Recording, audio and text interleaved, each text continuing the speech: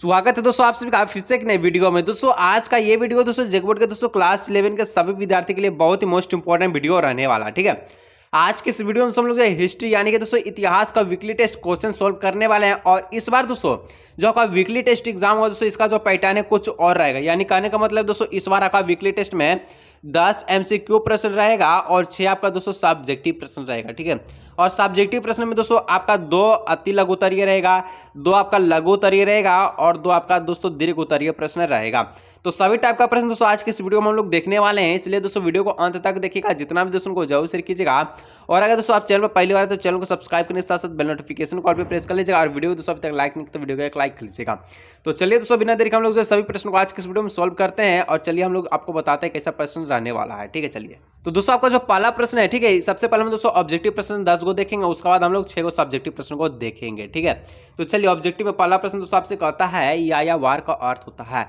तो यायावार का मतलब क्या होता है? घुमक्कर होता है या आवारा या जनजाति या प्रजाति। तो यायावार का मतलब दोस्तों क्या होता है? घुमक्कर होता है। ठीक है, तो ऑप्शन नंबर दोस्तों क्या हो जाएगा? ए ऑप्शन नंबर इसका राइट आंसर हो जाएगा, घुमक्कर। चलिए नेक्स्ट बढ़ते हैं 2 नंबर। 2 नंबर दोस्तों बोलता है ओगोदेई किसका पुत्र था?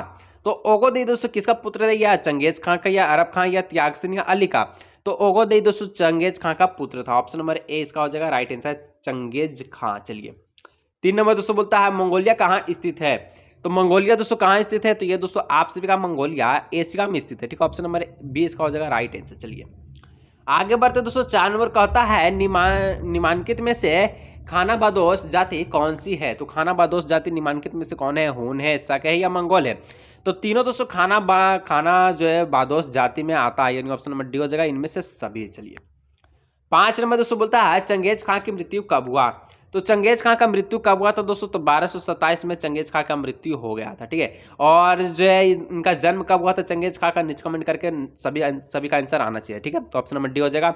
चंगेज खां का मृत्यु कब हुआ था नीचे कमेंट करके बताइएगा नेम के साथ। चलिए 6 नंबर दोस्तों बोलता है मंगोल सेना की सबसे बड़ी इकाई में कितने सैनिक शामिल थे? तो मंगोल सेना के दोस्तों सबसे बड़ी इकाई सैनिक में दोस्तों 10,000 सैनिक शामिल थे। कितना? 10,000 सैनिक शामिल थे। ऑप्शन नंबर सी हो जाएगा इसका राइट आंसर। चलिए 7 नंबर दोस्तों बोलता है निम्नलिखित में से किस शासक ने धर्म परिवर्तन कर इस्लाम ग्रहण किया है? तो कौन दोस्तों धर्म परिवर्तन करके इस्लाम ग्रहण किया था?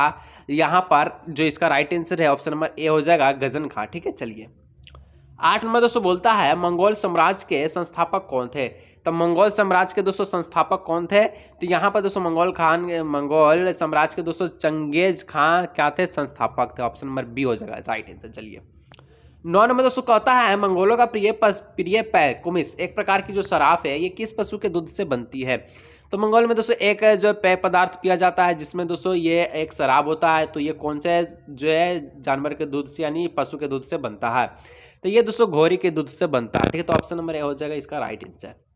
10 नंबर दोस्तों बोलता है मंगोलों का प्रिय पशु कौन था? ठीक है, तो मंगोलों का दोस्तों प्रिय पशु घोड़ा था। ठीक है, ऑप्शन नंबर ए हो जाएगा इसका राइट आंसर। चलिए अब नेक्स्ट दोस्तों अति लघुत्तरीय प्रश्न देखते हैं। 2 आपका प्रश्न है। ठीक है, चलिए 2 नंबर का एक प्रश्न है तो 2 दूना 4 नंबर का हो जाएगा प्रश्न आपका। चलिए तो दोस्तों अति लघुत्तरीय में जो पहला प्रश्न है क्या कहता है चंगेज खान कौन था और उसका साम्राज्य किन किन महाद्वीपों में था? ठीक है, तो चंगेज खान दोस्तों मंगोल साम्राज्य का संस्थापक था और उसका साम्राज्य यूरोप और एशिया महाद्वीपों तक विस्तृत था।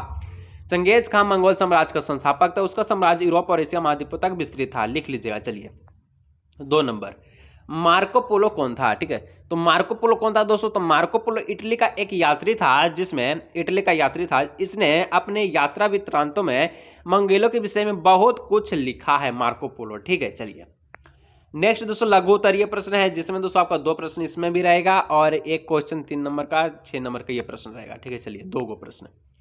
तो पहला प्रश्न दोस्तों आपसे कहता है मंगोलों के लिए व्यापार क्यों इतना महत्वपूर्ण है यानी कि जरूरी है? तो ये देखिए उत्तर में स्टेपी प्रदेशों में ठीक है मूल आवश्यकताओं की वस्तुओं के स्रोतों की कमी के कारण मंगोलों और मध्य एशिया के ठीक है यायावार को व्यापार और वस्तुओं के विनिमय के लिए चीन वासियों के पास जाना पड़ता था।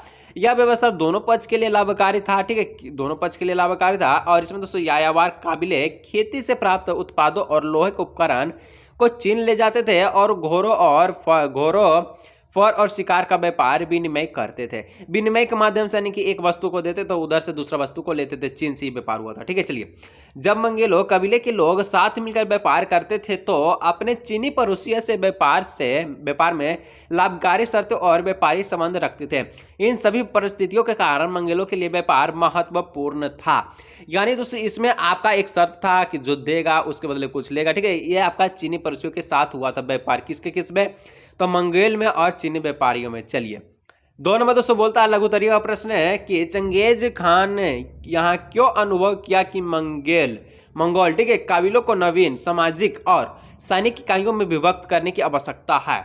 तो चलिए इसका उत्तर देख लेते हैं। तो मंगेलों के विभिन्न निकायों में अलग अलग प्रकार के लोगों का एक विशाल समूह सम्मिलित था। ठीक है, जिसमें जिन्होंने चंगेज खान की सत्ता को स्वेच्छा से स्वीकार कर लिया और इसमें पराजित लोगों भी शामिल थे।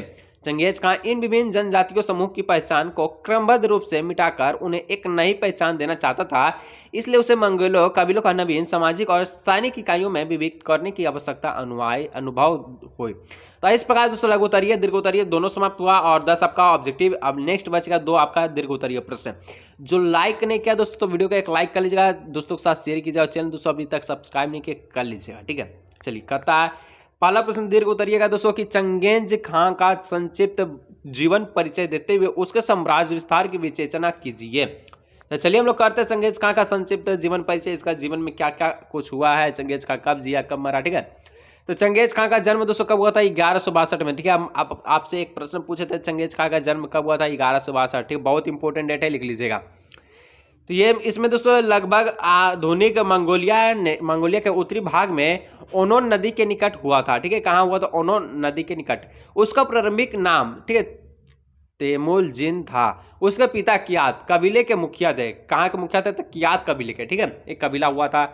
उसके पिता की हत्या कर दी गई और जिसकी माता ने उसका साथ उसके अन्य भाइयों का पालन पोषण बड़ी कठिनाई से किया था। किसके? तो चंगेज खां। ठीक है, युवा होने पर तेजुमिन ने केराइटे लोगों के शासन व अपने पिता के सगे भाई जो वृद्ध थे तुगलेरे उर्फ ठीक है ओंग खान के साथ पुराने रिश्ते को स्थापित किया। 1180 और 1190 के दशक में ठीक है मुजिन और ओंग खाने में मित्रता संबंध रहे। तो ये दोस्तों चंगेज खां का जीवन परिचय, इसको आपके लिए बहुत ही अधिक है, जानना जरूरी। ठीक है, उसने अपने पिता के हत्यारे शक्तिशाली तातार केराइट और ओंग खान के विरुद्ध 1203 में युद्ध क्या किया? छेड़ा था। तब जैसे कि दोस्तों उनके पिता के जो मृत्यु कर देते युद्ध छेड़ा और उसके बाद 1206 तक तमाम शक्तिशाली लोगों को परास्त करने के बाद तेमुजिन स्टेपी ठीक है प्रदेश की राजनीति में सबसे जो प्रभावशाली व्यक्ति के रूप में उभरा और उसकी इस प्रतिष्ठा को मंगेलो कबीले के सरदार कौन था? तो दोस्तों यहाँ पर कुरिल ताई की एक सभा में मान्यता प्राप्त हुई और उसे चंगेज खां की उपाधि के साथ मंगेलो का महानायक घोषित किया गया। तो यह रहा दोस्तों चंगेज खां का जीवन परिचय। चलिए आगे नेक्स्ट 2 नंबर का आपका प्रश्न कहता है चंगेज खां और मंगेलो का विश्व इतिहास में क्या स्थान था?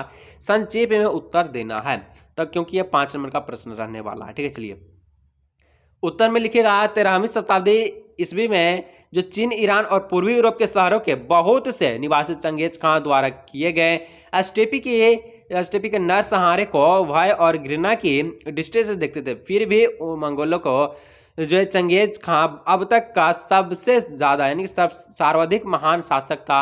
उसने मंगेलों को एकजुट किया, लंबे समय से चले आ रहे जो जनजातीय संघर्ष और चीनियों के शोषण से मुक्ति दिलवाई। साथ ही उन्होंने समृद्ध बनाया एक शानदार और महाद्वीप साम्राज्य गठित किया।